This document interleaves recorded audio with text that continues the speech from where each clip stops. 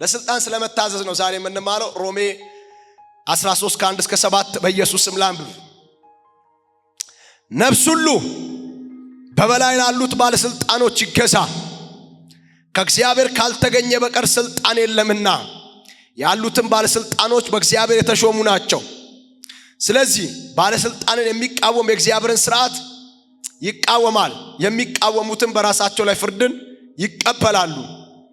ገዢዎች ለክፉ አድራጊዎች እንጂ መልካም ለሚያደርጉ የሚያስፈሩ አይደሉምና።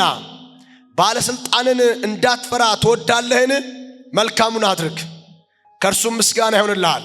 ለመልካም ነገር ላንተ የእግዚአብሔር አገልጋይ ነውና። በከንቱ ግን ሰይፍ አይታጠቅምና ክፉ ብታደርግ ፍራ፣ ቁጣውን ለማሳየት ክፉ አድራጊውን የሚበቀል የእግዚአብሔር አገልጋይ ነውና። ስለዚህ ስለ ቁጣው ብቻ አይደለም፣ ነገር ግን ስለ ሕሊና ደግሞ መገዛት ግድ ነው። ስለዚህ ደግሞ ትገብራላችሁና በዚህ ነገር የሚተጉ የእግዚአብሔር አገልጋዮች ናቸውና። ለሁሉ የሚገባውን አስረክቡ። ግብር ለሚገባው ግብርን፣ ቀረጥ ለሚገባው ቀረጥን፣ መፈራት ለሚገባው መፈራትን፣ ክብር ለሚገባው ክብርን ስጡ። ኢየሱስ ያድናል። ሃሌሉያ። አንደኛ በሉና ስልጣን ከእግዚአብሔር ስለሆነ አንደኛ በሉና ስልጣን ከእግዚአብሔር ስለሆነ ለባለስልጣን ተገዙ ብላችሁ ጻፉ። ስልጣን ከእግዚአብሔር ስለሆነ ለባለስልጣን ተገዙ። ያ ሮሜ 13:1 አንደኛ ጢሞቴዎስ 2 ከ1 እስከ 2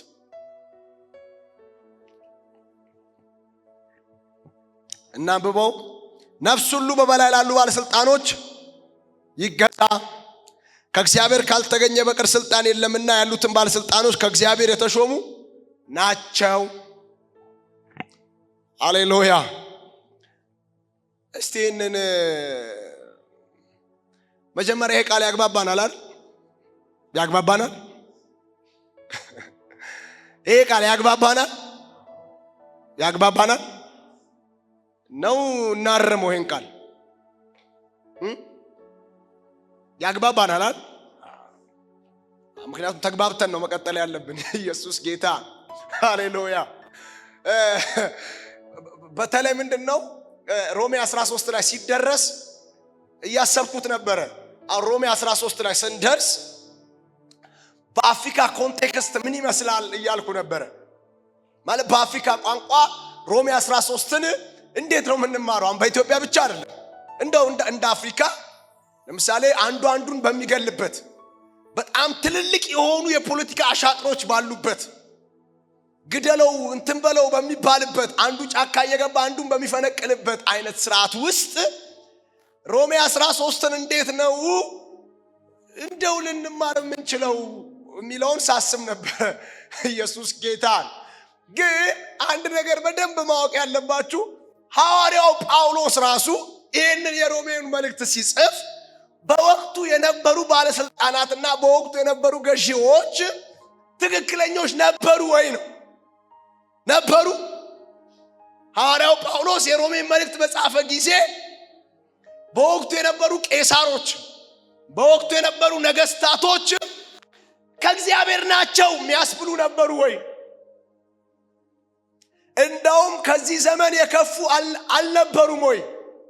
እንዴ እንደ ጳውሎስ በነበሩበት ዘመን እኮ የነገስታት አምልኮ አለ። ቄሳር አምላክ ነው የሚል አደራረግ፣ አሰራር፣ ልማድ አለ። ለምሳሌ በቆሮንቶስ መልእክቱ ላይ ሲጽፍልን ማንም ሰው በመንፈስ ካልሆነ ኢየሱስ ጌታ ነው ማለት አይችልም አላር እንዴ? አሁን በዘመናችን ማንም አይደል እንደ ኢየሱስ ጌታ ነው የሚል? መንፈስ ቅዱስ መኖሩን ማያውቁላ አይደል ኢየሱስ ጌታ ነው የሚለው? አይደለም እንዴ? ለምሳሌ በሌላ ቤተ እምነት ውስጥ ያሉ መንፈስ ቅዱስ ያልነካቸው የሃይማኖት ስርዓት ብቻ የሚፈጽሙ ወገኖቻችን ኢየሱስ ጌታ ነው ይሉ የለም ወይ? አይደለም እንዴ? ይላሉ እኮ። ታዲያ ጳውሎስ በመንፈስ ካልሆነ ኢየሱስ ጌታ ነው የሚል የለም እንዴት ብሎ ይጽፍልናል? ይገርማችኋል። የዛኔ በመንፈስ ካልሆነ በስተቀር ማንም ኢየሱስ ጌታ ነው ማለት ለምንድን ነው የማይችለው? ኢየሱስ ጌታ ነው የሚለው ቃል ራሱ የሞት ቅጣት አለው።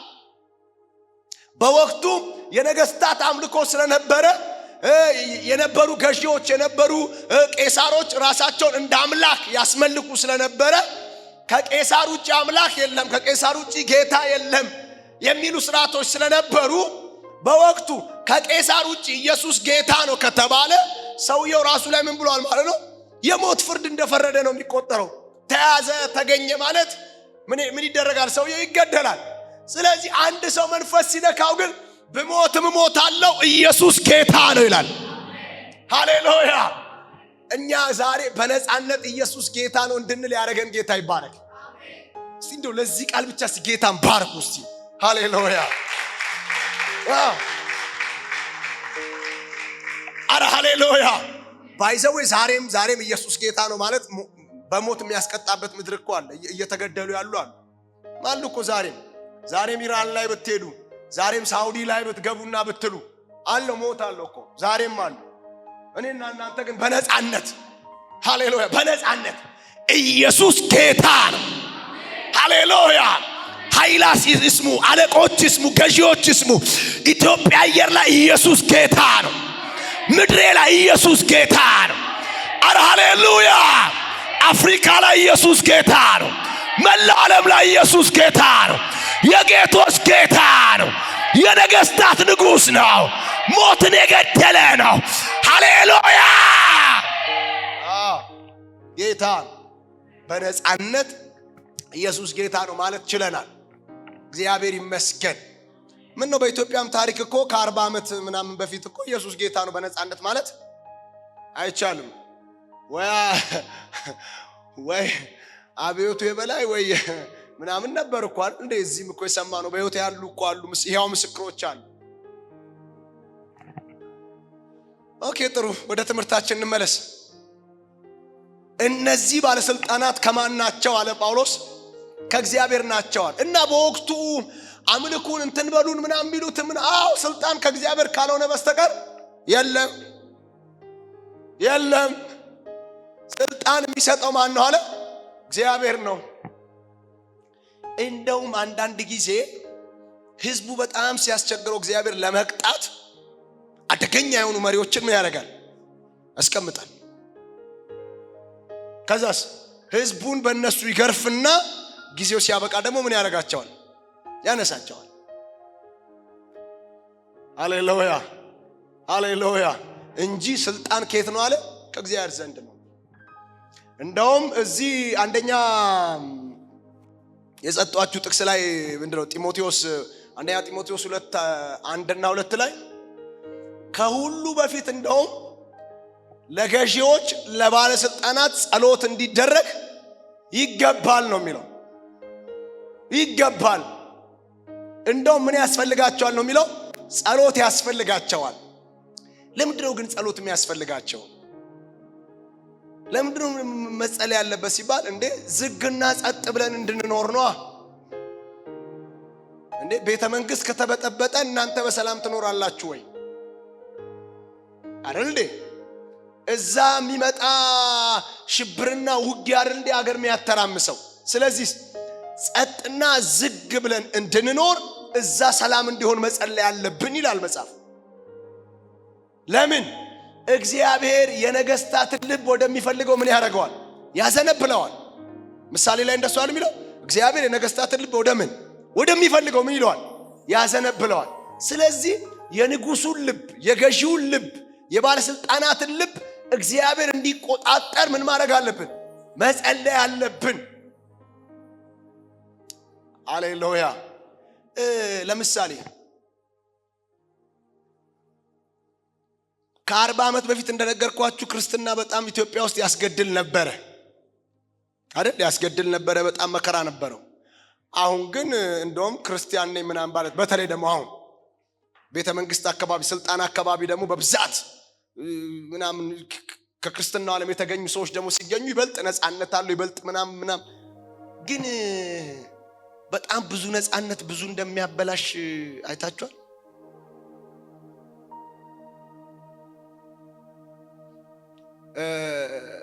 በነገራችን ላይ ክርስትና በተቃራኒ ነው የሚሰራው። እሺ በጣም ብዙ ነፃነት ለክርስትና አይመችም። ብዙ ተግዳሮትና ትግል ባለበት ነው ክርስትና ሰብሮ እየሰፋ ሄደው። ለምን መሰላችሁ? እስቲ ራሳችሁን እዩት። መቼ ነው በደንብ የምትጸልዩት? ሁሉ ነገራችሁ ሰላም ሲሆን ነው? ውጊያ ሲበዛባችሁ? ውጊያ ሲበዛ ትንበረከው ጌታ ንቀለው በኢየሱስ ንቀለው አፍርሰው። መቼ? ውጊያ የሆነ ጉዳይ ሲኖር ጌታ በዚህ ጉዳይ ላይ ጾም ጸሎት ይጸልያለሁ እግዚአብሔርን ነገር እንደምና። መቼ? ጉዳይ ሲኖራችሁ። እሺ የምትጠብቁት የሆነ ብር አካውንታችሁ ላይ መጣ፣ የሆነ ነገሮች ተስተካከሉ፣ ነገር ሰላም ምናምን ሆነ። ፈታ የት ነው ፈታ ማለት ያለብኝ? የት ነው ዘና? ደህና ናቸው አይደል? አንድ ፓስተር አንድ ጊዜ ሲመሰክር አሁን አሜሪካ ነው ያለው እና ምን አለ? ለካ አቅሜ አለ 5 ብር ነበር አለ እና በወንጌል ምክንያት ከቤት ተባሯል። ከዛ ከቤት ተባሮ በወንጌል ምክንያት አንድ ቦታ ላይ በቃ ችግር የለውም እዚህ ጥበቃ ጠብቅ ብለውት ቆርቆሮ ቤት ሰጥተውት በቃ በወር 5 ብር እንከፍልሃለን አሉት። ያው የዛኔ 5 ብሩ ዋጋ አለውና ከዛ በወር 5 ብር ሊከፈለው በቃ እዛው ጥበቃ ቤት መኖር ጀመረ። እሱ ከቤት ስለተባረረ የሚያድርበትም ስለሌለው ለሱ ጥሩ እድል ነበር እና በቀን 3 ጸልያለሁ አለ። በቃ ስራዬ ጸሎት ነው አለ። እዛች ክፍል ውስጥ መጸለይ ነው ስራዬ አለ። ጸልያለሁ መብራቱ ላይ የለም በኩራዝ ነች አለ። ጸልያለሁ አለ። ከዛ ወር ደረሰ ምናምን እግዚአብሔር ማረፊያ ስለሰጠኝ እኔ እግዚአብሔርን አመሰገንኩት አለ። ምክንያቱም ቀን የትሜጄው ነገር ካገኘው እንበላለሁ ምናምን ማረፊያ ነበር በጣም ትልቁ ችግር ያለ። ከዛ ወር ደረሰና ሰውየው መጥቶ ይሄው ደሞዝ ብሎ 5 ብር ሰጠኝ አለ። ከፈለኝ አለ። ጠዋት ወጣው ከቤት አለ። ያለችኝ ለብሼ ወጣው አለ። ጠዋት ወጣው አለ። ከዛ በኋላ ዞርኩና ማቃት ቦርዴ ቤት አለች አለ። እዛ ገባው አለ። ከዛ 35 ሳንቲም ነው ምናምን አለ። በቃ ዛፈታ ምናምን አልኩ አለ። ከዛ ወክ ምናምን ሻይ ቤት ገባው አለ። ማታ ገባው አለ። ማታ ወደ ብር ከ35 ነው ብር ከ50 አጥፍቼ አለ በአንድ ቀን። ማታ ገባው አለ እና ማታ ገባውና ስንበረከክ ጌታ መጣና አየህ አለኝ አለ። አቅም ይሄው ነው። አንዳንዴ እግዚአብሔር ለምን ይሄ አልሆነም? ለምን ይሄ እንትን አላለም? ለምን ይሄ እንትን አላለም? ለምን? ምናልባት እንደ ሰውየው ያዞረን እንዳይሆን እኮ ነው ጌታ ነው እኮ። ለምሳሌ አንድ ነገር ልንገራችሁ እስቲ። እግዚአብሔር አሁን ለምሳሌ ምን ጠይቀውን ሁሉ ጥያቄ ለመመለስ አቅም ያጣ ይመስላችኋል? ያጣ ይሆን?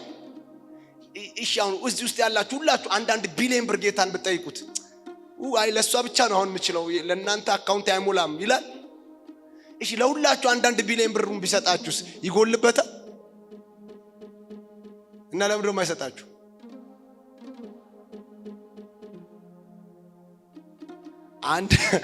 አንድ ቢሊዮን አይደለም 1 እና 2 መኪና ሰውን ከተማ ውስጥ እያዟዟረ ከቸርች አጥፍቶ የለ። እግዚአብሔር ትክክለኛ አስተዳዳሪ ነው። ባይዘው ትክክለኛ መሪ ነው። እኔ ባይመቸኝም ብዙ ጊዜ ባይመቸኝም ራሱ መንገዱ ባይመቸኝ ራሱ ሳያው ግን እሱ ትክክል ምንም ብልም ምንም ደስ ባይለኝም ግን ይገርማቸዋል። ሳያው ግን ትክክል ሳያው ትክክል። ዛሬም በአንዳንድ ጉዞዎቼ ላይ ከእግዚአብሔር ጋር ባልስማማም ግን ይገርማቸዋል እሱ ግን ትክክል ቢለቀን ምን አይነት ሰዎች እንደሆነን ይገርማቸዋል። እኛ ራሳችን አናውቅ። እንዴ ነበርኩ እንዴ ነው የምትሉት? አሁን ለምሳሌ ጌታን ከጌታ ቤት ከጭድ ከጸሎት እኔ ተንበርክ ድፈት ብዬ ሃሌሉያ። አንዳንዶቻችንን እግዚአብሔር ኢንተርኔት እንኳን በደንብ ያልሰጠን በስልክ አይናችን እንዳይጠፋ የኢንተርኔቱን አጥቶ እንዳይመስላችሁ። ገና 20 ብር 30 ብር ኢንተርኔት ሞልተንበት እንትኑን እሺ ታዲያ ሙሉ ለሙሉ 24 ሰዓት ዋይፋይ ቢለቅልን ምን ልናረጋው? ሌላ ነገር ውስጥ አስገባችሁ። ስልጣን ከማን ዘንድ ነው? ከእግዚአብሔር ዘንድ ነው። አሁን ያሉት ባለስልጣናት ከማን የተሾሙት? እሺ ዶክተር አብይ ከማን የተሾመው ማለት ነው? ኃይለ ማርያም እስከማን ነበር? እሺ መለስ እስከማን ነበር? መንጌስ ይሄ ጴንጤ ሲደበድብ የነበረው ከማን ነበር? ከእግዚአብሔር። እሱ ነገስታትን ይቀያይራል፣ በዙፋኑ ላይ አለ። የማይቀየረው እሱ ብቻ ነው። ስለዚህ አሁን በዚህ ሰዓት ስልጣኑን አሁን ላለው መንግስት ሰጥቷል። የኛ ድርሻ ምንድነው? መጽሐፍ እንደሚያዘን መጸለይ። ዶክተር አብይ ጴንጤ ስለሆነ እግዚአብሔር ይመስገን፣ ጴንጤስ ባይሆን ልንጸልይለት ያዘናል መጽሐፍ። እኔ ጌታ እድሉን ሰጥቶኛል። ለመለስ ጸልያለሁ፣ ለኃይለ ማርያም ጸልያለሁ። ያው እንትና ላይ አልደረስኩበትም። ለሁለቱ ጸልያለሁ። አሁን ለአብይ ጸልያለሁ። ነገ ደግሞ ማንም ቢመጣ ለመጣው ምን እላለሁ? ጸልያለሁ። መጽሐፍ የሚያዘኝ እንደሱ ነው። ስልጣኑ ከማን እንደሆነ አምናለሁ፣ ከእግዚአብሔር እንደሆነ። ምናልባት አሁን ለምሳሌ እግዚአብሔር ለጨው ነው ጩኸት፣ ላለቀስ ነው ለቅሶ የሚመች ለወንጌል ክርስቲያን መሪ ሰጥቶናል። ዛሬ ደግሞ ጴንጤው እየፋነነ ነው አይደል? እየፋነነ ነው። እና ዛሬ ደግሞ ጴንጤው እየፋነነ ነው። ነገ የሚገርፈውን ደግሞ እግዚአብሔር ቢያመጣ ለሱም ደግሞ እንጸልይለታለን። ለምን? ስለፋነነ ነው እየተገረፍን ያለ ነው እንጂ ሌላ ችግር ተፈጥሮ አይደለም ማለት። ስለዚህ እግዚአብሔር የሰጠንን ይሄን ጊዜ እንደውም ጥሩ መሪዎች ሲሰጠን እድሉን መጠቀም፣ ለመልካም መጠቀም፣ ለበጎ መጠቀም። ኢየሱስ ጌታ ብቻ። አንድ ልንተማመን የሚገባው እውነት ስልጣን ከእግዚአብሔር ነው። ወረዳ ላይ ያለው አንቺን እያመላለስሽ ያለው ሰው የማን ያስቀመጠው? ታዳሽ አንዳንድ ጊዜ ደግሞ በጣም ያልተገባ ነገር ሲያደርጉ፣ አሁን ለምሳሌ አፍሪካ ላይ በተለይ እዚህም ኢትዮጵያ ላይ አሁን በጣም ብዙ የሚያማሩ የመልካም አስተዳደር ችግሮች አሉ አይደል? ከኛ ምንድነው የሚጠበቀው? መጸለይ ነው። መጸለይ። እግዚአብሔር ይሄን ሰውዬ ታየዋለህ? አዎ ታየዋለህ። ጉዳይ እሱ ጋር ነው። ጉቦ ጠይቆኛል፣ ወይ ወንበሩን ይልቀቅ ወይ አስተካክለው፣ ወይ ቦታ ቀይርልኝ የኔ ጉዳይ ይለቅ፣ ወይ ልቡን ካልኝ። ጉዳያችን ከማን ጋር ይሆናል? ከእግዚአብሔር ጋር ይሆናል። ከዛ እግዚአብሔር ብዙዎችን አስለቅሶ ከሆነ ያነሳዋል። ምናልባት እንደውም አንቺን እሱ ጋር ያመጣው በአንቺ ምክንያት ሊያነሳው ይሆናል እንጂ አንቺም ተስማምተሽ ከሱ አመጽ ጋር ጉቦ እንድትከፊ አይደለም። ግልጽ ነው። ኢየሱስ ያድናል። እሺ ሁለተኛ በሉና ባለስልጣንን መቃወም የእግዚአብሔርን ሕግ መቃወም ነው ብላችሁ ጻፉ። እግዚአብሔር ይባርከኝ። እኔ ግን ወንጌል ነው ማስተምር። ባለስልጣንን መቃወም የእግዚአብሔርን ሕግ መቃወም ነው ብላችሁ ጻፉ። ለምን ሮሜ 13:2 ለምን መሰላችሁ ይሄንን ምለው? አንዳንድ እኔ ራሴ የማውቃቸው ወዳጆች አሉ እና ሮሜን ቢያስተምሩ ከዛ እዚህ ክፍል ላይ ቢደርሱ ምን ብለው ያስተምራሉ ብዬ አስባለሁ። ማለት በቃ በተለይ አሁን ላለው መንግስት ጥልቅ ጥላቻ ያላቸው፣ እኔ ባይዘው ጥልቅ ፍቅርም የለኝም ጥልቅ ጥላቻም የለኝም። የእግዚአብሔር ቃል እንደሚለው ነው መሆኑ። እኔ ፖለቲካ ሰው አይደለም፣ እኔ ወንጌል ሰው ነኝ። ኢየሱስ ጌታ። ግን አንዳንድ አሁን ጥላቻ ያላቸው ወንጌል አገልጋዮች እዚህ ክፍል ላይ ቢደርሱ ምን ብለው ያስተምራሉ? ነው ወይስ መናፍቅ ይሆናሉ? መናፍቅ ማለት ታውቃላችሁ፣ ከፍሎ የሚያምን ማለት ነው። የሚመቸውን የሚያምን የማይመቸውን ደግሞ የማያምን ማለት ነው። እና እዚህ ቦታ ላይ ሲደርሱ መናፍቅ ነው የሚሆኑት ወይስ ቃሉ በሚለው ደረጃ ቃሉን ያስተምሩታል? በነገራችን ላይ እግዚአብሔር ቃል እኛን ካላሸነፈ ትውልድን እንዲያሸንፍ ማስተማር የለብንም። ሃሌሉያ። ስለዚህ ባለስልጣንን መቃወም የማንን ሕግ መቃወም ነው ይላል? የእግዚአብሔርን ሕግ መቃወም ነው። ግን ለምሳሌ ባለስልጣንን መቃወም የእግዚአብሔርን ሕግ መቃወም ነው ብሎ መጽሐፍ ቅዱስ በግልጽ እንደዚህ ብሎ ከተናገረ ባለስልጣኖቹስ የእግዚአብሔርን ሕግ የሚቃወሙ ከሆነ ለምሳሌ መንግስቱ ኃይለ ማርያም የእግዚአብሔርን ሕግ የሚቃወም ባለስልጣን ነበረ አይደል? ክርስቲያንን የሚያሳድድ፣ የሚያስገድል፣ የሚያስጨፈጭፍ ነበረ። ታዲያ አሁን የእሱን ሕግ ስቃወም እኔ የእግዚአብሔርን ሕግ እየተቃወምኩ ነው ወይ? አይደለም። በዛ ደረጃ አይደለም መጽሐፍ ቅዱስ የሚናገረው። መጽሐፍ ቅዱስ ያሉትን ባለስልጣናት የሚመሩትን መምራት የሚሄዱበትን አገዛዝ በእነሱ የመንግስት ጉዳይ ላይ ጣልቃ ገብቶ መቃወም የእግዚአብሔርን ሕግ ምን ማለት ነው? መቃወም ነው። ለምሳሌ መንግስት እንዲመስራት የለበት እንዲመስራት አለበት፣ ቅድሚያ እንትን ማድረግ አለበት፣ ቅድሚያ እንትን አይመለከተኝም እኔን። ይሄ ማድርሻ ነው፣ የነሱ የሚሰሩ ድርሻ ነው። መንግስት ግን የእግዚአብሔርን ሕግ ከተቃወመ ከዚህ መጽሐፍ ግን በተቃራኒ ከቆመ አሁንም መጽሐፍ ቅዱስ ምንድነው የሚያዘኝ? እንድጸልይ፣ ያንን ስርዓት እንዲገለብጥ እንዲገረስስ፣ ያ ስርዓት እንዳይቀጥል ምን ማድረግ ነው ያለብኝ? መጸለይ። የኔ ትልቁ ኃይሌ ምንድነው? ጸሎት። የኔ ትልቁ ድርሻ ምንድነው? ጸሎት ነው። ኢየሱስ ጌታ፣ ሃሌሉያ። ሲደመር ግን ለምሳሌ እግዚአብሔር በፖለቲካ አቅጣጫ ደግሞ የሚያስነሳቸው ክርስቲያኖች ይኖራሉ አይደል?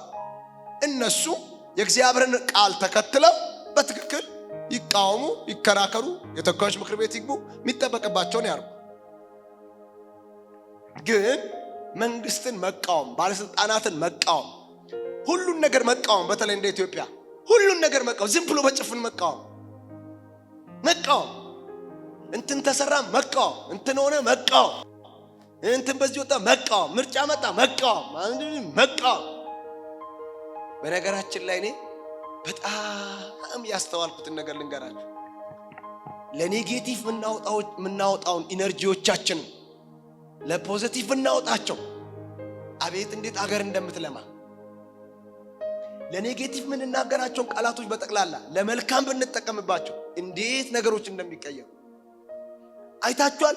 ነገሮቻችን ሁሉ በብዛት የሚጀምረው ከምንድን ነው? ከተቃራኒ ነው የሚጀምረው። ከተቃውሞ ከማጥላላት ነው የሚጀምረው። ከማጥላላት የሆነ ኔጌቲቭ ከመናገር ነው የሚጀምረው። ይሄ ባይዘው ታውቃላችሁ አይደል? ያልተፈወሰ አይምሮ። ትንሽዬ መልካም ነገር ስናይ አፕሪሼት ማድረግ፣ ማበረታታት። የሆነ ቆንጆ ሐሳብ ካገኘን በርታ፣ እንዲህ እኮ ብታረገው ይሰፋል ማለት። እቤትም በእርግጥ ሲያሳድጉንም እንደዛው ነበር ወላጆቻችን። አሁን አንተ ሰው ትሆናለህ፣ ከዛ ደግሞ ካደግን በኋላ ሰው መሆን አቃተው እኮ ይሉናል። እና እንዴት ሰው ትሆናለህ ብለውን ድሮ ካደግን በኋላ ሰው መሆናችን እንዴት ይጠብቃል? እንደውም የእግዚአብሔር ምሕረት አቆመን እንጂ ብላ አፈር ብላ ምናምን ብለውክ ከዛ አድገ የተሻለ ሰው እንድትሆን ይጠብቃሉ። ምን ዘርተው እንደሱ ኢነርጂዎቻችንን ፖዚቲቭ መጠቀም። አንቺ እኮ ድንቅ ሴት ነሽ።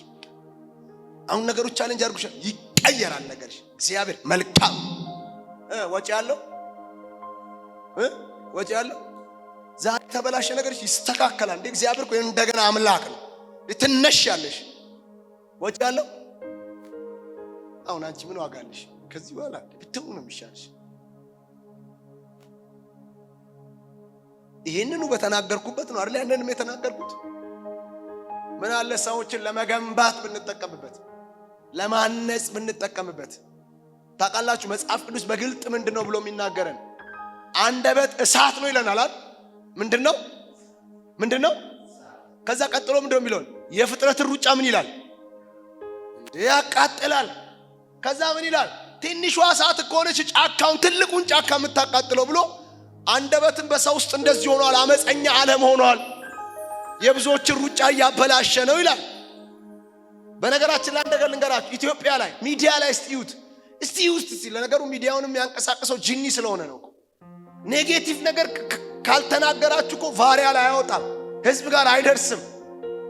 ስድብ ሲሆን፣ ተቃውሞ ሲሆን፣ ማጥላላት ሲሆን፣ የሆነን ሰው ምናምን ማርከስ ሲሆን፣ መምታት ሲሆን አደባባይ ይወጣል። መልካም ከሆነ ጥሩ ከሆነ ምናምን እግዚአብሔር ይሄንን መንፈስ ይምታው። አሜን በሉ። ይምታው በኢየሱስ ስም። እና ደግሞ በጣም የሚገርመኝ ነገር ለእግዚአብሔር ያገለገሉ የሚመስላቸው እንደዛ አድርገው አንዱን ሰብረውት አድቅቀውት እንትን ነው እንትን ይበል እንትን። ቅርብ ጊዜ አንድ ነገር እያየው ነበረ። አንድ ሚዲያ ላይ አንድ በጣም የተወደደ እግዚአብሔር ሰው አለ፣ ነብይ መሰረት የሚባል ምናልባት የምታውቁት ከሆነ ኦሮምኛ ነው የሚያገለግለው። ሪል በቃ እግዚአብሔር ለምድር ቀብቶ ያስነሳው ሰው ሳያው ራሱ በቃ ማለት አገልጋይነቴ ደስ የሚለኝ ሳያው ነው ሰውየው። እና ለአንድ ሰው ጸልየው ነበረ የሆነ የልብ ኬዝ ምናምን ላለበት ሰው ጸልየው ነበረ። ሰውየው ሞተ። እና ሚዲያው በጠቅላላ እኔ ገረመኝ ምንድነው ታውቃላችሁ? ሌላ ጊዜ የሰውየው አገልግሎት በኦሮምኛ ነው፣ ከተዘገበን በኦሮምኛ ነው፣ ከተለቀቀን በኦሮምኛ ነው። ኦሮምኛ ነው የሰውየው እንትን እንዳለ። አሁን ሰውየው ሲሞት ያኛው የተጸለየለ ሰውዬ ሲሞት በአማርኛ ምናምን እንትን ብሎ እንደዚህ እንትን አድርጎ አስገደለው ምናምን ብሎ ከዛ እኔ ምን እንዳልኩኝ ታውቃላችሁ? ማለት በዚህ ደረጃ በቃ ኔጌቲቭ ነን አልኩኝ። በዚህ ደረጃ ነው ወድቀን ያለ ነው፣ በዚህ ደረጃ ነው ማለት ነው ጠፍተን ያለ ነው አልኩኝ። በየቀኑ በዚህ ሰውዬ አገልግሎት በየቀኑ በሳምንት 2 ቀን ባሉ ፕሮግራሞች ስንት ሊሞት ያለ ይነሳል፣ ስንት ሽባ ይተረተራል፣ ስንቱ ይጽናናል፣ ስንቱ ይፈታል፣ ስንቱ ይፈወሳል መሰላችሁ። በትክክል እግዚአብሔር የሚሰራበት ቦታና እግዚአብሔር የሚሰራበት ሰው። ችግር የለውም እኮ የዚህን ሰውዬ ጉዳይ ማለት ነው የሞተውን ሰውዬ ጉዳይ በቃ እንደውሽ ነቢ መሰረትም ተሳሳተን በለው በቃ ችግር የለውም ማለት ሰው ስለሆነ ሊሳሳት ይችላል። በቃ ችግር የለውም ምናልባት እንትኑ ንቀል ምናምን ብሎ ተሳሳተ እንዴ ምን ነው በቃ ብናልፈው ምን ችግር አለው? ምንድነው ችግሩ? ቢታለፍ እንደ ስተት ቢታለፍ ምንድነው ችግሩ? እስቲ መጽሐፍ ቅዱስ ላይ የነበሩ ነቢያቶች ሁሉም ያለ ምንም አይነት ስተት አለፉ ወይ? አላለፉም። እንግዲህ እግዚአብሔር ሙሴና ሳሙኤል በፊቴ እንኳን ቢቆሙ ብሎ የኔ ብሎ ያላቸው ሳሙኤል እንኳን እኮ ምን የዳዊትን ታላቅ ወንድም ሊቀባ ኤልያብን ሊቀባ አልነበር እንዴ? አልነበር? ኖ አለ እግዚአብሔር። አይደለም አለ። አይቶ ተሳስቷል አይደል እንዴ? ነብዩ ሳሙኤል ትልቁ ነብይ እንዲህ ሰማይ የሚንቀጠቀጥለት ማለት እኮ ነው። ተፈጥሮን የሚያዛባ ነብይ ነው። ብዙ የእግዚአብሔር ነቢያቶች በተለያየ ድካም ውስጥ አልፈዋል። ምን አለ ብናልፈው? ምን አለ ሌላ ጊዜ የሚሰሩትን ነገሮች አፕሪሺየት ማድረግ አልተቻለም አይደል? ዝም ተብሏል አይደል? ይሄንንም ዝም ብሎ ቢያልፉ ምንድነው ችግሩ? ግን ኢትዮጵያ ላይ አገልጋይ ለመብላት በተለይ እውነተኞችን ለመብላት እንደዚህ አፉን የከፈተ ዘንዶ አለ። እግዚአብሔር አምላክ ግን ከዚህ በኋላ በኢትዮጵያ ምድር ላይ ይሄን መንፈስ ሽባ ያደርገዋል። በኢየሱስ ስም ሽባ ያደርገዋል። እና እንደዚህ ሆነ። ኢየሱስ ጌታ እና ለካልኩ የሆነ ክፍተታችንን የሆነች ድካማችንን የሆነች ነገራችንን እየጠበቀ ያለ ክፉዋል። ጌታ ይባረክ። ኢነርጂዎቻችሁን ለፖዚቲቭ ተጠቀሙ። ሰውን ለማንሳት አንደበቶቻችሁን ለመልካም ተጠቀሙ። እሺ ችግሩ ምን መሰላችሁ? መንፈስ እንደሆነ እኮ የምታውቁት ሰው ራሱም ላይ ጭምር አሁን ለሌላው ጭምር እኮ አይደል ለራሱ ጭምር ነው። እኔ አሁን ከዚህ በኋላ ይሆንልኛል ነው የሚለው እኮ ተበላሸ፣ በቃ ከዚህ በኋላ ዋጋ የለውም ለራሱም ነው። ይሄ ደግሞ አጋንንት ነው። እኔ አጋንንት ነኝ ብሎ አይጠቀምባችሁም። ታውቃላችሁ? እሺ ማስተዋል ያለባችሁ እሱ ነው። ኢየሱስ ጌታ። ኦኬ መልካም።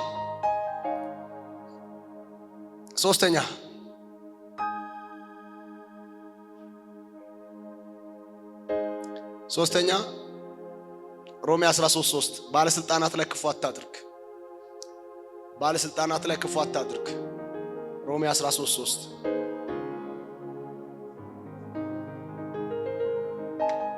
13:3 ባለስልጣናት ላይ ምን አታድርግ? ክፉ አታድርግ። ለነገሩ አሪፍ ነው። ባለስልጣናት ላይ ክፉ የማድረግ አቅም ውስጥ ለአፍሪካውያን አለን ወይ ነው?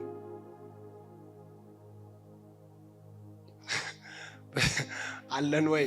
ጫካ ካልገባን በስተከር ባለስልጣናት ላይ ክፉ የማድረግ አቅም አለን ወይ? ኢየሱስ ጌታ። አለን ወይ? እግዚአብሔር ይመስገን የለንም። ክፉ የማድረግ አቅም የለንም። ግን የሚመለከታቸው አካላት ግን ይህን መስማት ያለባቸው ባለስልጣናት ላይ ክፉ ማድረግ የለባቸውም። በርግጥ እስቲ ግን አንድ ነገር አንስቼ ልለፍ እዚህ ጋር የምር በዚህን ሰዓት ያሉ ተቃዋሚዎቻችን በጠቅላላ በጫካም ያሉ ከጫካ ውጭም ያሉ ለህዝብ ነው ሸክማችን ያሉ እውነት ለህዝብ ከሆነ ሸክማቸው ይሄንን ምስኪን ህዝብ ላለማሰቃየት የተሻለ የሚሉት አማራጭ የላቸው አላቸው። ለምሳሌ እዚህም ጫካ ያሉት እኮ በእነሱ ጫካ መኖር ምክንያት ሰው እየተሰቃየ ነው። ንብረቱን እያጣ ነው፣ ህይወቱን እያጣ ነው፣ ወጥቶ እየገባ አይደለም፣ መስራት አልቻለም፣ አቅቶታል። ታዲያ ለህዝባቸው እኮ የሚያስቡ ከሆነ ከጫካ መውጣት ህዝብ እንዳይሰቃይ አይደል እንዴ? የኔ ጫካ መሆን ይበልጥ ህዝቤን የሚያሰቃይ ከሆነ ለህዝቤ ከሆነ ማስበው ከጫካ መውጣት ነው።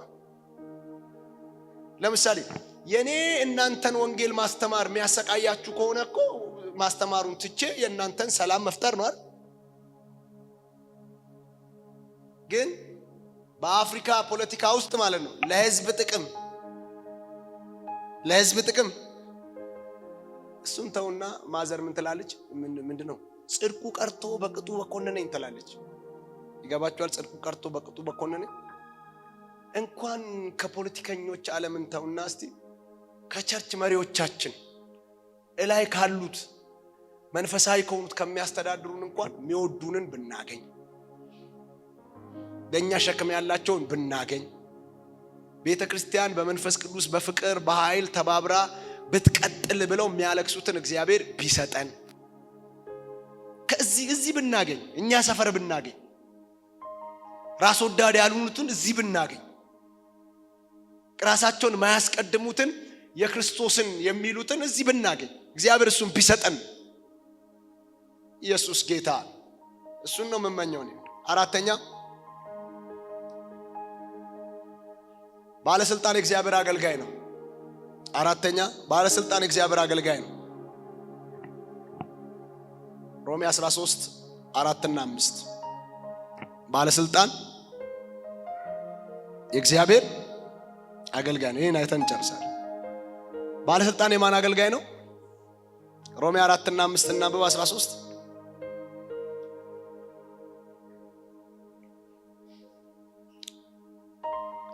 ባለስልጣንን እንዳትፈራ ትወዳለህ፣ መልካሙን አድርግ፣ ከእርሱም ምስጋና ይሆንልሃል። ለመልካም ነገር ለአንተ የእግዚአብሔር አገልጋይ ነውና፣ በከንቱ ግን ሰይፍ አይታጠቅምና ክፉ ብታደርግ ፍራ። ቁጣውን ለማሳየት ክፉ አድራጊውን የሚበቀል የእግዚአብሔር አገልጋይ ነውና። ስለዚህ ስለ ቁጣው ብቻ አይደለም፣ ነገር ግን ስለ ሕሊና ደግሞ መገዛት ግድ ነው። ባለስልጣን የማን አገልጋይ ነው? የማን አገልጋይ ነው? እስቲ እግዚአብሔር በሉ እስቲ። አይመስሉንም አይደል? እግዚአብሔር አገልጋይ ናቸው ይላል። እኔ እንደዚህ ብዬ አምናለሁ። ሰው በተቀመጠበት ስፍራ በትክክል ካገለገለ የእግዚአብሔር አገልጋይ ነው። ሰው እግዚአብሔር ባስቀመጠው ቦታ ላይ፣ ለምሳሌ ተማሪው በትምህርት ቤት በትክክል ኃላፊነቱን ከተወጣ እግዚአብሔርን እያገለገለ ነው። ነጋዴው በንግዱ ቦታ ላይ በትክክል ከነገደ ማንን እያገለገለ ነው? እግዚአብሔርን እያገለገለ። ባለስልጣኑ በተቀመጠበት የስልጣን ወንበር ላይ በትክክል እየሰራ ከሆነ ማንን እያገለገለ ነው? ለምን ሁላችንም አገልጋይ ለመባል መድረክ አንይዝም፣ ሰባኪ አንሆንም፣ ዘማሪ አንሆንም፣ የሆነ ነገር አንሆንም። እግዚአብሔርም ለምን አልሰበካችሁም፣ ለምን አልዘመራችሁም ብሎ ሁላችንም ምን አይለንም? አይጠይቀንም። እግዚአብሔር ለእኔና ለእናንተ በሰጠን ነገር ነው የሚጠይቀን። ኢየሱስ ጌታ። በምንድን ነው የሚጠይቀን? በሰጠን ነገር። ነጋዴውን ለምሳሌ እግዚአብሔር ለምንድነው ያጭበረበርከው ብሎ ነው የሚጠይቀው። ባለስልጣኑን ደግሞ በሰጠው ወንበር ላይ ለምንድነው በስርዓት ያልሰራው ብሎ ነው የሚጠይቀው። እግዚአብሔር ባልሰጠን ነገር ምን አይለንም? አይጠይቀን። ኢየሱስ ያድናል። ስለዚህ ባለስልጣን የማን አገልጋይ ነው? እግዚአብሔር። ግን አለ ክፉ እንዳታደርግ ፍራ። ለምን? ታጥቋል። እሱ የታጠቀው በመጽሐፍ ቅዱስ ቋንቋ ሊያናግርህ አይደለም። እሱ የሚያናግርህ በሌላ ቋንቋ ነው። ክፉ አድርገህ ካገኘ ያናግርሃል። የሚያናግርህ ግን በምንድን ነው? ያው እንደምታውቀው ነው። እዚህ በሚያናግረው ያናግራል። ግን በነገራችን ላይ እንደገና ልንገራችሁ፣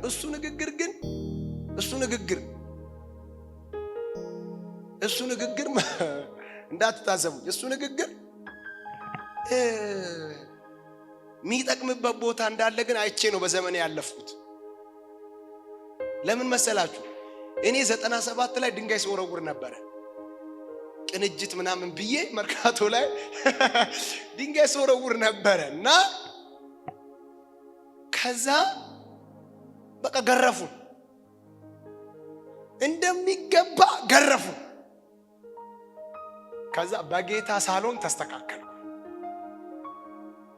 ከዛ ጊዜ ጀምሮ እኔ በጌታ ያንኩት 2000 ላይ ነው ምናምን ነው። የዛሬ 17 ዓመት ነው። 2001 ነው በጌታ ያንኩት፣ የዛሬ 17 ዓመት በጌታ ሳሎን። ከ97 በኋላ እንግዲህ 3 ዓመት አላል። ከ97 በኋላ ያሉትን 3 ዓመታቶች ጨዋ ሆኜ ነው የኖርኩት። በጌታ ሆኜ አይደለም ጨዋ የሆንኩት፣ ዱላ አስተካክሎ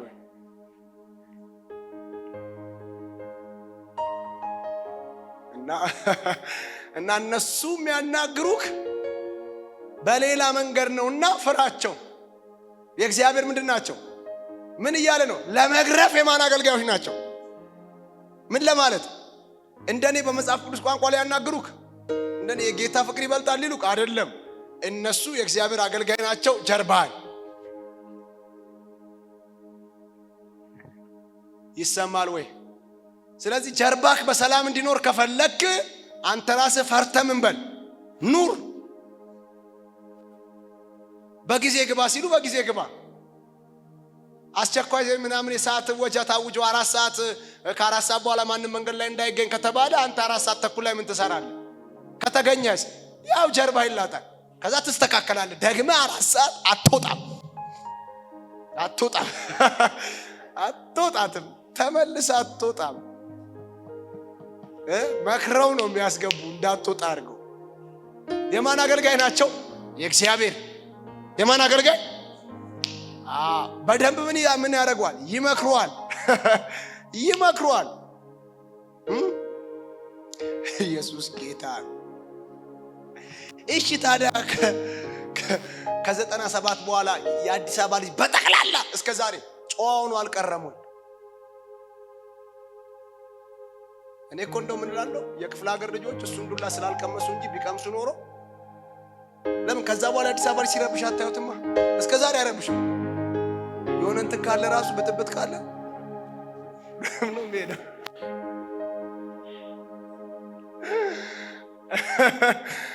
የለም እንደሱ የለም። እና ታዘዝ ነው ባጭሩ። ባለስልጣናት ታዘዝ፣ ለመንግስት ህግ ታዘዝ። የመጨረሻ እዚህ ላይ የመጨረሻው 5ኛ በሉና የመጨረሻው ለሁሉ የሚገባውን ስጡ። ለሁሉ የሚገባውን ስጡ። 13:6 እና 7 ለሁሉ። እቺንማ በደንብ ነው የምናገረው። ብዙ ያው እንትን ስላለ ማለት 6 እና 7 በኢየሱስ ስም ላንብበው። ለሁሉ የሚገባው አስረክቡ። ግብር ለሚገባው ግብር፣ ቀረጥ ለሚገባው ቀረጥ፣ መፈራት ለሚገባው መፈራት፣ ክብር ለሚገባው ክብርን ስጡ። ለሁሉ የሚገባው ምን በሉ ስጡ። በነገራችን ላይ እናንተ ሰዎች ጴንጤ በጣም ማለት ነው በጣም ጥቅስ ጠቅሶ መበላሸት ሲፈልግ እንደው በአዲስ ኪዳን አስራት አለ የለም ይላል። ከዛ ደግሞ አንዳንድ ማለት ስጋውን የሚያገለግሉት አገልጋዮች አሉት እና የሚፈልገውን ማለት ነው የሚያገለግሉት አገልጋዮች አሉትና ይነግሩታል። ኧረ ዛሬ አንተ እኮ በክርስቶስ የዳንክ ነህ፣ ምንም ብታረግ እኮ ነፃ ያወጣ ሰው ነህ። ደግሞ በአዲስ ኪዳን አስራት ምናምን ብሎ አያጨናንቁ፣ ዝም ብለህ ፈታ ብለህ ኑር ይላሉ። አንድ ላይ አብረው ፈታ ብለው ሲኦል ይፍታታሉ። ኢየሱስ ጌታ እንጂ አንድ ነገር ልንገራችሁ። ሲጀመር ከአስራት ጋር በተያያዘ እኮ አስራት ህግ ላይ አልጀመረም፣ ብሉይ ኪዳን ላይ አልጀመረም። አስራት የነበረው ከብሉይ ኪዳን በፊት ነው አይደል እንዴ? አይደል? አብርሃም እኮ ለመልከ ጼዴቅ አስራት ከፍሎ የለ አይደል? ሌዊ ራሱ አስራቱም የሚቀበለው ሌዊ ራሱ እኮ ምንድነው በአብርሃም ወገብ ሆኖ ለመልከጼዴቅ አስራት ከፍለዋል አለን መጽሐፍ ቅዱስ። ዕብራውያን ላይ መጥቶ አይደል እንደ አዲስ ደግሞ ስለ አስራት የነገረን መጽሐፍ። ያው ስሙ ልንገራችሁ አንድ ነገር አይደል? አስራት የምትበሉ ጌታ ምሕረት ያርግላችሁ፣ ንስሐ ግቡ፣ አስራታችሁን ክፈሉ። ጌታ 1000 ብር ሰጣችሁ 100 ብር ክፈሉ። 10000 ብር ሰጣችሁ ክፈሉ። 10 ሚሊዮን ሰጣችሁ 1 ሚሊዮን ብር ክፈሉ። እሺ ከዛ ችግር የለውም። በአዲስ ኪዳን 50% 60% ነው አይደል? ችግር የለውም። 10%ን ከከፈላችሁ በኋላ 50%ን ክፈሉ፣ ስጡ። የመጀመሪያውን ግን እግዚአብሔር ያላችሁን ግን አርጉ። አሜን ነው። መጽሐፍ ቅዱስ ግን ምን ይለናል? እንኳን የእግዚአብሔርን ሕግ አይደለም፣ እንኳን መጽሐፍ ቅዱስ ለጌታ የሚገባውን አይደለም፣ ለቄሳር እንኳን የሚገባውን አላል ጌታ ኢየሱስ። ለቄሳር ምን በሉ? ስጡ። የእግዚአብሔርን ለእግዚአብሔር ብሎ ጌታ ኢየሱስ ሲያስተምር የእግዚአብሔር ምንድነው? አያችሁ? ከዛስ የቄሳርን ደግሞ ለማን? ለቄሳር። እዚህ ጋር መጣና ሐዋርያው ጳውሎስ ምን አለ? እንዴ እናንተ ሰዎች አለ ለሁሉም የሚገባውን አስረክቡ። ግብር ለሚገባው ግብር ክፈሉ በስርዓት፣ ቀረጥ ለሚገባው ቀረጥ ክፈሉ። መፈራት የሚገባውን ፍሩ፣ ማክበር ያለባችሁ አክብሩ። የእግዚአብሔር ሕግ ይሄ ነው። የእግዚአብሔር ስርዓት ይሄ ነው። ኢየሱስ ያድናል። ይሄ ነው የእግዚአብሔር ስርዓት። እንኳን የእግዚአብሔርን አይደለም የመንግስትን ያዛል መጽሐፍ ቅዱስ። ቀረጥ ላይ፣ ግብር ላይ፣ እንትን ላይ ለማጭበርበር፣ ለማታለል፣ ሰው ይሁን ነገር ለማድረግ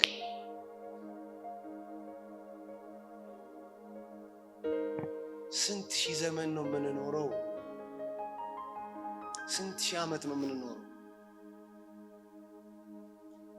በጣም እኮ በቃ እንደው ለጌታ ኖረን እንለፍ። ጌታ ይርዳን። እስቲ ይርዳን እግዚአብሔር።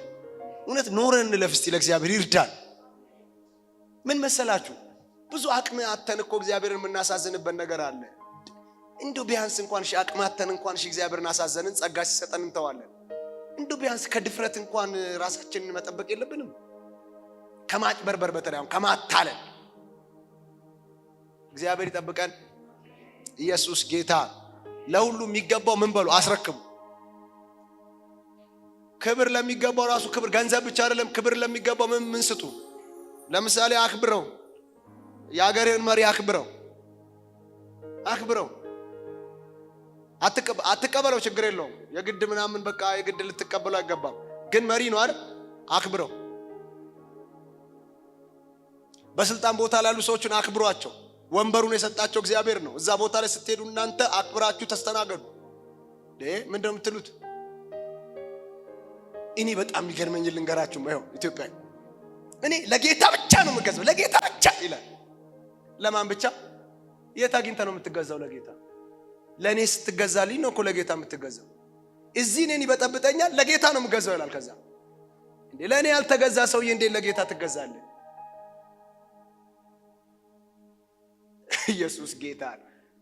እኔ ብዙ ጊዜ እላችሁ የለ እኔ 14 ዓመት ሙሉ ጊዜ ሆኜ አገልግያለሁ። 14 ዓመቴ ነው አገልግሎት ላይ 14 ዓመት ሳገለግል አንድም ቀን ጌታን አግኝቼ እግሩን አጥቤ አላውቅም። አንድም ቀን ጌታን አግኝቼ ይገርማል ጌታ ሆይ ምን ላድርግልህ ምን ልስራልህ ብዬ አላውቅም። 14 ዓመት ሳገለግል እናንተን ነው እያገለገልኩ ያለሁት። ግን ማንን ነው እያገለገልኩ ያለሁት? ጌታን። በእናንተ ውስጥ ነው ጌታን ማገለግለው። ሳከብራችሁ ነው ጌታን ማከብረው። ስወዳችሁ ነው ጌታን የምወደው። ስታዘዛችሁ ነው ጌታን የምታዘዘው። ኢየሱስ ጌታ። እዚህ የበጠበጠ እዚህ ኳየር በጊዜና ስትለው ዲቦራ አይመጣም። ከዛ በኋላ እኔ ለጌታ ነው የምገዛው ይላል። አመፀኛ ነው። እሺ ወንበዴ ነው። እንዳሰም እዚህ እንትን በል ምናምን ታዘ እንትና በጊዜ እንደዚህ አድርግ ምናምን ጾም ጸሎት አይታዘዝም። ከዛ እኔ ለጌታ ብቻ ነው የምገዛው ይላል። ኧረ እባክህ መግረፍ ነበር ስለማይቻል ነው እንጂ እንዲህ ነው ኢትዮጵያ። ጌታ ኢየሱስ ጌታ። እናንተ ለጌታ ትገዛላችሁ፣ ለወንድማችሁ ተገዙ። እናንተ ጌታን ታከብራላችሁ፣ ወንድማችሁን አክብሩ፣ እህታችሁን አክብሩ፣ ቸርች አክብሩ፣ አገልግሎት አክብሩ፣ ሰዓት አክብሩ። መጽሐፍ ቅዱስ እኮ በግልጽ እዚህ ያለውን ወንድምህን ማትወደው ከሆነ ማታየውን እግዚአብሔርን ምን አትለው? ውሸትህን ነው አለ። አትወድም እግዚአብሔርን። እዚህ ወንድምህን ጠልተው እዛ ያለውን አትወደውም። አውቀን እወደዋለሁ የምትለው በምላስ ነው። ይሄን ተናግሬ ልጨርስ። እንደ ጅቡ ማለት ነው። የጅቡ ደስ ይለኛል ባይዘው እና ዛሬ ሌሊት ሰው ፍቀድልኝ አላሉ ለጌታ። ሰው ፍቀድልኝ፣ የሚበላ እንስሳ ጠፍቷል፣ አንድ ሌሊት ብቻ ሰው ፍቀድልኝ ሲል የኔ የሆኑትን እንዳትነካ አሉ ለጅቡ። አረ በቃ አልነካም ያንተ የሆኑትን ሲል እሺ ተግባቡና በዚህ ጅቡ ወጣ። ሲወጣ አንዱን አገኘውና ቅርጥምጥም አድርጎ በላውና እየበላው እዚህ አካባቢ ሲደርስ ፑ ብሎ ተፋው ጅቡ። መጣና ጌታ የኔ የሆኑትን እንዳትነካ አላልኩም ሲል ይገርማል ጌታ ሆይ እግሩን ስበላው እጁን ስበላው ሁሉ ነገሩን ስበላው ምንም ያንተ አይለው። አፉ አካባቢ ስደርስ ያንተ ሲለኝ ተፋውታል። ሰውየው አፉ ብቻ ነው በጌታ ማለት ነው። እናንተ ግን ደህና ናችኋል? ብዙ ጊዜ እንደምነግራችሁ ይሄ መጽሐፍ ቅዱስ አይሻሻልም፣ እኛ ነን የምንሻሻለው። የምንማረው ትምህርት ዘመን ያለፈበት አይደለም፣ ዘመኑ ነው የተበላሸው። ክርስትናም ልቅቅ ብሎ አይደለም። ክርስትና ይሄን ነው የሚመስለው። ኢየሱስ ጌታ፣ ሃሌሉያ። በነገራችን ላይ ያው የመንግስት ምርጫ ነው በድምጽ ብልጫ። እሺ ይሄ በተጻፈው መሰረት